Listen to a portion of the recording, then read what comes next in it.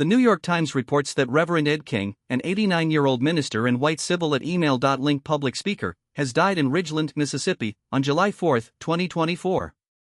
King was a chaplain at Tougaloo College, a historically black institution in the state capital, and one of the few white men who stood openly with black leaders during the violent struggle for civil rights in Mississippi. King's story began in the early 1960s when he joined a sit-in at the whites-only Woolworth lunch counter in Jackson. A mob attacked the protesters, and the white allies were not spared. The same year, a car crash that was engineered by segregationists left King with a sunken cheek and a disfigured jaw.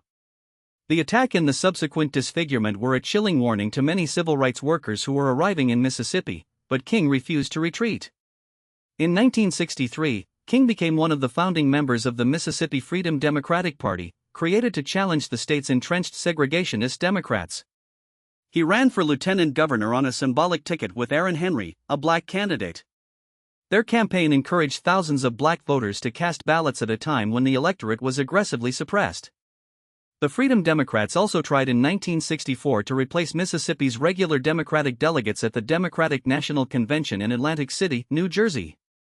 While they were soberly unsuccessful, the attempt put a national spotlight on the injustice within the state. The Reverend's activism gained national attention but drew harsh local backlash. 3 days after his arrest with hundreds of others during the extras, the Methodist Conference of Mississippi barred him from any church posts in the state.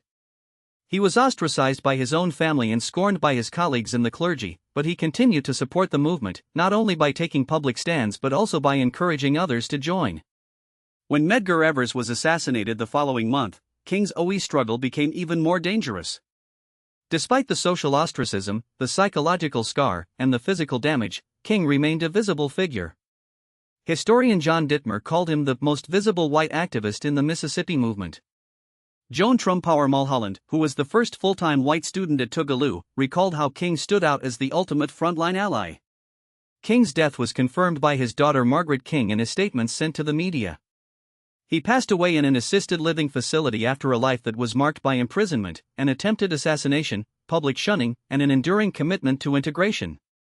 In a state that was perhaps more determined than any other to keep inequality, his courage shattered the unspoken rule that only black leaders could step forward for civil rights. His story is a reminder that progress is made by people who risk their safety, reputation, and even faces for a deeper moral conviction. Reverend Ed King's legacy lives on in the changes that came about in Mississippi: larger dialogue, younger generations of activists, and a more inclusive memory of the civil rights era. Thank you for spending a few moments with us today. For more history of those who fought for civil rights, stay tuned and keep learning.